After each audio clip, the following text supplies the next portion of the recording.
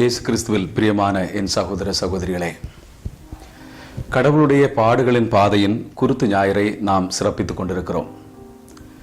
தெய்வம் நமக்காக சிலுவை சுமந்து, நமக்காக பாடுபட்டு, நமக்காக தியாகம் அனுபவித்த இந்த நாள் கடவுளுடைய நிறைவான ஆசீர்வாதத்தை கொடுக்கிற ஒரு நாளாக இருக்கிறது. வாழ்வில் சிலுவை நமக்கு ஆசீர்வாதங்களை கொடுக்கிறது. சிலுவை இல்லாமல், பாடுகள் இல்லாமல் நாம் உயர முடியாது. உழைத்த மனிதர்கள் தான் உலகத்தில் உயர்ந்திருக்கிறார்கள். உழைக்காத மனிதர்கள் எப்போதுமே வாழ்வில் அந்த உயரங்களுக்கு போவதில்லை. அமெரிக்காவில் மிசிசிப்பி ஆற்றின் கரையில் ஒரு பாலம் இருக்கிறது. அந்த பாலத்தை கப்பல் கடந்து போகின்ற அந்த தருணத்தில் அந்த பாலமானது ஒரு மனிதனால் ஆபரேட் பண்ணப்பட்டு அந்த பாலத்தை பிரித்து விடுவார்கள். அப்போது கப்பலானது கடந்து போகும். இப்படி அந்த மனிதன் அங்கு நின்றிருந்த நேரத்தில் மக்கள் எல்லாம் கூட வந்து இந்த பாலத்தின் அழகை பார்த்து கொண்டிருந்தார்கள். தன்னுடைய பிள்ளை ஒரு நாள் இவரை பார்ப்பதற்காக, அப்பாவை பார்ப்பதற்காக பாலத்தின் பக்கத்தில் வந்து அப்பாவோடு உறவாடி கொண்டிருப்பான். அப்போது இந்த அழகை பார்த்து மெய் சிலிர்த்து போன இந்த பிள்ளை அப்பாவிடம், இது எப்படி அப்பா என்று, இந்த என்ஜின் எப்படி இயங்கும் என்பதை பற்றி பேசுவதற்காக பக்கத்தில் போய் கொண்டிருப்பான். அப்பாவை விட்டு அந்த என்ஜினின் பக்கத்தில் இந்த பையன் போய் நின்று கொண்டு அழகை பார்த்து கொண்டு என்ஜின் மேலாக நின்று அந்த கடலை பார்த்து கொண்டு அவன் நின்று கொண்டிருந்த போது வெளியிலிருந்து ஒரு சத்தம், கப்பல் வருகின்ற அந்த சத்தம் கேட்கிறது. மகனை அப்போதுதான் அப்பா பார்க்கிறார். பார்த்தபோது பக்கத்தில் மகன் இல்லை. இந்த இயந்திரத்தின் அந்த பற்களின் பக்கத்தில் அவன் நின்றவனாக அந்த அழகை பார்த்து கொண்டிருக்கிறான். கப்பல் பக்கத்தில் வருகின்ற போது இந்த மக்கள் என்ன ஆவார்கள் என்று சிந்தித்த அந்த தகப்பன் அப்படியே மகனை பார்த்தபோது, மகனா இந்த நூற்றுக்கணக்கான மக்களா என்று பார்த்தபோது, மகன் வேண்டாம், இந்த மக்கள் பத்திரப்படுத்தப்பட வேண்டும் என்று சிந்தித்த அந்த தகப்பன் அந்த தான் செய்ய வேண்டிய அந்த காரியத்தை செய்து பாலத்தை இயக்குகிறார். அந்த பிள்ளை அதே இடத்தில் உயிரிழந்து போகிறது. அந்த மக்கள், கப்பலில் இருந்த மக்கள் தப்புவித்துக் கொண்டார்கள். ஆண்டவர் இயேசு கிறிஸ்துவும் நமக்காக சிலுவையில் அப்படித்தான் தன்னை கொடுக்கிறார்.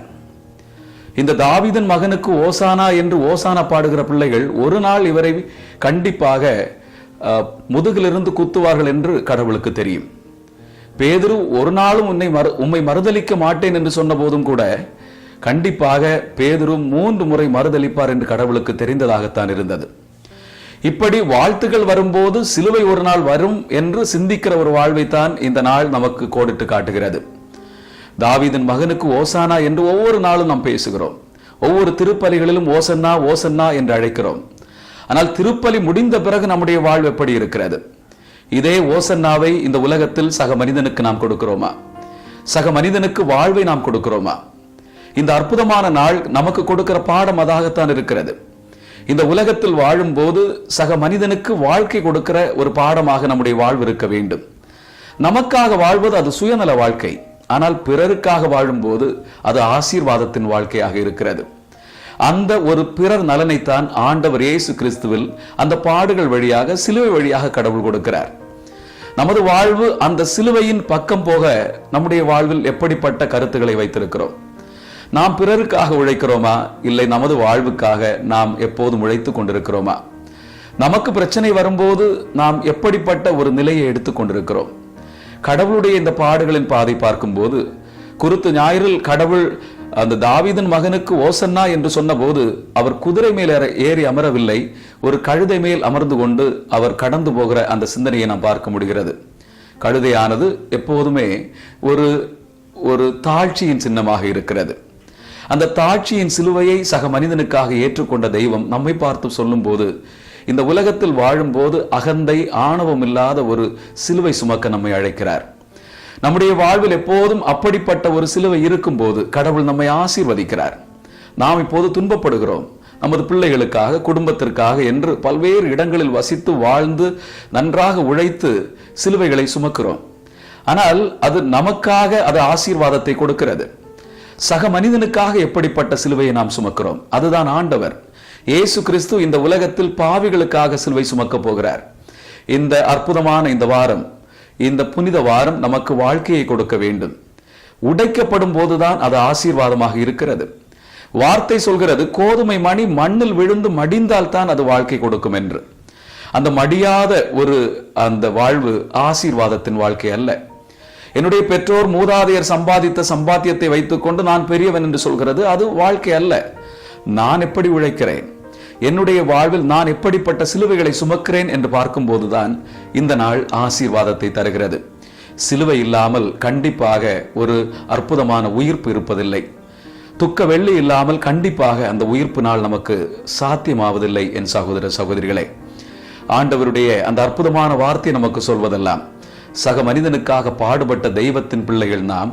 சக மனிதனுக்காக எடுக்கிற ரிஸ்க் என்ன? இப்போது யூபி வழியாக நம்முடைய கன்னியாஸ்திரிகள் 4 பேர் கடந்து போன போது பல மற்ற மதத்தை சேர்ந்த சில தீவிரவாதிகள், சில மத வெறியர்கள் அவர்களை தடுத்து நிறுத்துகிற ஒரு காட்சியை பார்த்தோம். இப்படிப்பட்ட துன்பங்கள் இந்த கன்னியாஸ்திரிகள் யாருக்காக எடுக்கிறார்கள்? தங்கள் வாழ்க்கைக்காக எடுக்கிறார்களா?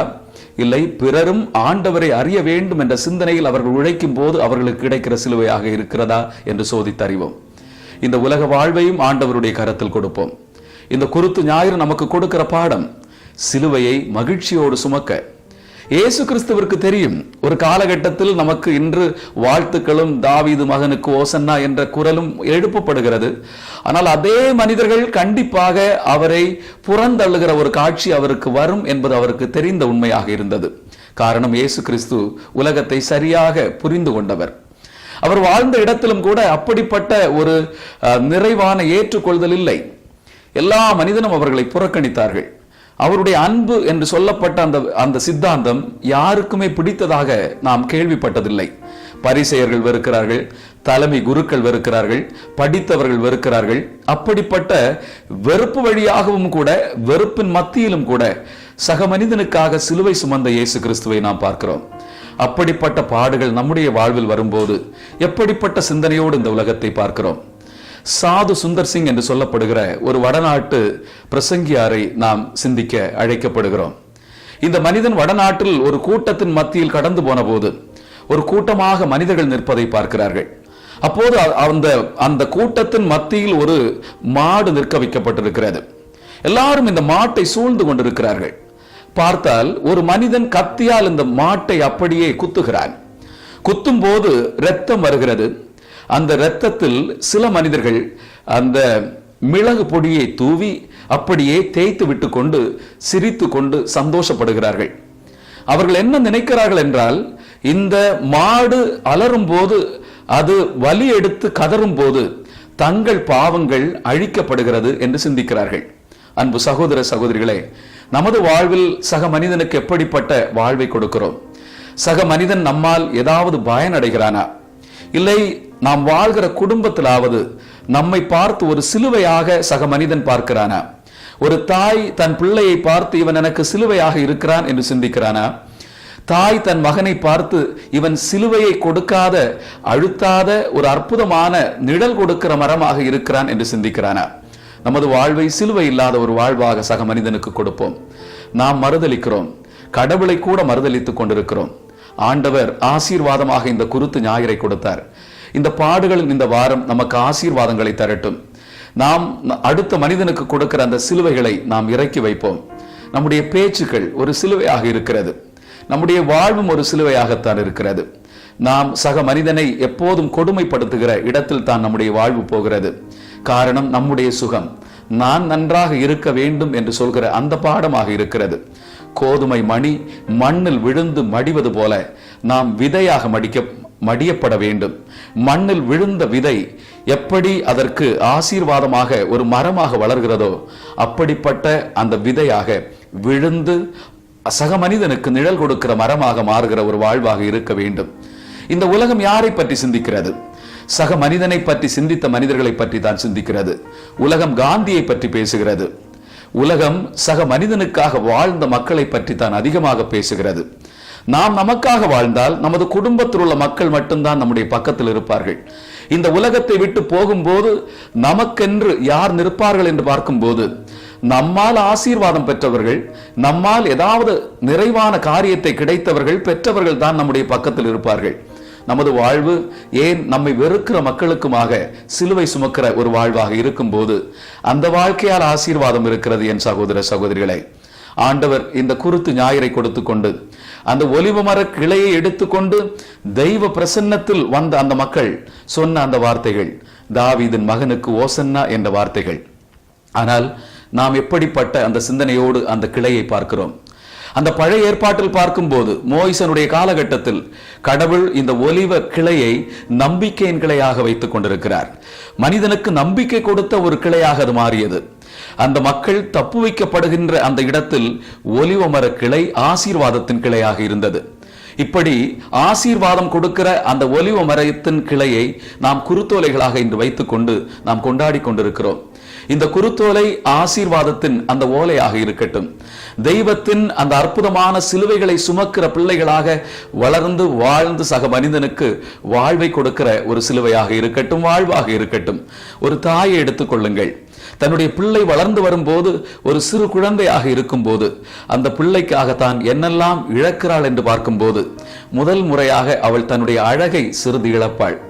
தன்னுடைய வாழ்வை சிறிது நாட்களுக்கு இழப்பாள். 10 மாதம் அந்த குழந்தையை சுமந்து அந்த குழந்தையின் முகத்தை பார்க்கும்போது அவள் பட்ட அந்த கஷ்டம், அந்த சிலுவை அவளுக்கு மறைந்து போகிறது. அன்பு சகோதர சகோதரிகளே, இந்த சிலுவையின் மகத்துவத்தை எப்போதும் புரிந்து வைத்துக் கொள்வோம். இயேசு கிறிஸ்து சிலுவையை வெற்றியின் சிலுவையாக மாற்றுகிறார். பாடுகளின் பாதையில் அவர் தோல்வியின் முகமாக முதலில் தென்பட்டாலும் கூட அந்த சிலுவை வெற்றியை இந்த உலகத்திற்கு வாங்கி வந்தது. ஏன் நாம் கடந்து போகும்போது, சாலை வழிகளில் கடந்து போகும்போது சிலுவையை பார்த்தவுடன் நமக்கு கடவுளுடைய பிரசன்னம் தென்படுகிறது, அவருடைய பாடுகள் தென்படுகிறது. இந்த உலகத்தில் சக மனிதனுக்காக உழைக்கிற, சக மனிதனுக்காக வாழ்வு கொடுக்கிற ஒரு வாழ்வுக்காக நம்மோடு நம்முடைய வாழ்வை கடவுள் கரத்தில் கொடுத்து ஜெபிப்போம். அன்பு சகோதர சகோதரிகளே, இந்த குருத்தோலை ஞாயிறு ஆசீர்வாதத்தின் ஞாயிறாக இருக்கட்டும். நாம் ஒவ்வொரு நாளும் கடவுளுக்கு பாடுகளை கொடுத்து கொண்டிருக்கிறோம். பாவம் செய்யும் போது, நாம் அவரை அறியாமல் வாழும் போது, பாவத்தின் மாசுக்களோடு வாழும் போது நம்முடைய வாழ்வு அர்த்தமற்ற வாழ்வாக இருக்கிறது. கடவுள் ஏன் சிலுவை சுமந்தார் என்று பார்க்கும் போது நம்முடைய பாவங்களுக்காக. தன்னுடைய இரத்தத்தால் அந்த பாவங்களை சுத்தம் செய்த தெய்வத்தின் பிள்ளைகள் நாம் ஆசீர்வாதத்தின் பிள்ளைகளாக வாழ வேண்டாமா? நமது வாழ்வு எப்படிப்பட்ட சிந்தனைகளை கொடுக்கிறது? இந்த அறிவியல் உலகம் கொடுக்கிற பாடங்கள் எல்லாம் இந்த உலகத்தோடு மக்கி போகிற, மண்ணாக போகிற ஒரு வாழ்வாக இருக்கிறது. கடவுள் பிரசன்னத்தில் நாம் உயர்க்க வேண்டும். கடவுள் பிரசன்னத்தில் நாம் வளர வேண்டும், வாழ வேண்டும். சிலுவைகளை சுமந்து அடுத்த மனிதனுக்கு காண்பிக்க வேண்டும். இந்த காலகட்டத்தை பாருங்கள். மதத்தை கடந்த மனித நேயத்தை நாம் காண்பிக்கிற ஒரு காலகட்டத்தில் வந்திருக்கிறோம். இந்த மனிதர்கள் பிரிக்கப்படுகிறார்கள், தீவிரவாதத்தால் பிரிக்கப்படுகிறார்கள். நான், நீ, இவன், இந்த நிறம், இந்த கலர், இந்த ஜாதி, இந்த மதம் என்று பேசுகிற ஒரு காலகட்டம் இன்று வேகமாக வந்து கொண்டிருக்கிறது. வெறுப்பும் சக மனிதனை பார்த்து தெய்வ பிரசன்னத்தை உணராத ஒரு சிலுவை இந்த உலகத்தில் கொடுக்கப்படுகிறது. சிறுபான்மையர் மக்கள் கடவுளுடைய பிள்ளைகள் அல்ல என்று சொல்லப்படுகிற ஒரு காலகட்டம் கடந்து போகிறது. சிறுபான்மையன் இந்த இடத்தில் வேண்டாம், இந்த நாட்டில் வேண்டாம் என்று சொல்லப்படுகிற ஒரு அக்கிரம காலம் கடந்து போகும்போது நாம் சிலுவை சுமப்போம். அன்பு மக்களே, அடுத்த காலகட்டத்திற்காக, நம்முடைய பிள்ளைகளுக்காக சிலுவை சுமப்போம். நாம் சுமக்கிற இந்த சிலுவை ஆசீர்வாதமாக மாறப்போகிறது. நாம் படுகிற இந்த கஷ்டம், மனதளவில் நாம் படுகிற கஷ்டம், இந்த மனிதனுக்காக, இந்த உலகத்திற்காக நாம் சுமக்கும் போது அது பாடுகளின் பாதையாக மாறி போகிறது. என் சகோதர சகோதரிகளே, ஒரு தகப்பன் தன்னுடைய மகனோடு ஒரு காடு வழியாக கடந்து போகிறான். அப்போது காடெல்லாம் வெறும் முள்ளும் வெறும் கண்ணாடிகளுமாக கிடக்கிறது, அந்த துகள்கள் கிடக்கிறது. நடந்து போகும்போது காலில் பட்டு இந்த கல்லும் இந்த துகள்களும் இந்த கண்ணாடிகளும் அவனுடைய காலில் பட்டு கால் அப்படியே இரத்தமாக காட்சி அளிக்கிறது. அப்போது அப்பாவை பார்த்த பிள்ளை கேட்கிறான், அப்பா நாம் நடக்க முடியாதே என்று சொன்னபோது அப்பா சொல்கிறார், நீ என்னுடைய தோள் மேல் ஏறிக்கொள், நான் உன்னை பிடித்துக் கொள்கிறேன், தாங்கிக் கொள்கிறேன், நீ என்னோடு கடந்து வா, என்னோடு சேர்ந்து பயணித்துக் கொள் என்று தன்னுடைய மகனின் சுமையை தகப்பன் சுமந்து போகிறான். மகன் சந்தோஷமாக அந்த காடை பார்த்து கொண்டு கடந்து போகிறான். அன்பு சகோதர சகோதரிகளே, நமது வாழ்வு சக மனிதனுக்காக சிலுவை சுமக்கிற ஒரு வாழ்வாக இருக்கட்டும். நாம் வாழும்போது அடுத்த மனிதனுக்காக எடுக்கிற ரிஸ்க் தான் பாடுகளின் பாதையாக இருக்கிறது. பரிசுத்த தெய்வம் நம்மை ஆசீர்வதிக்கட்டும். இந்த குருத்து ஞாயிறு ஆசீர்வாதத்தின் ஞாயிறாக இருக்கட்டும். நம்மை தாழ்த்தி கொண்டு இந்த உலகத்திற்காக நம்மை அர்ப்பணிக்கிற ஒரு அற்புதமான ஞாயிறு நமக்கு கிடைக்கட்டும்.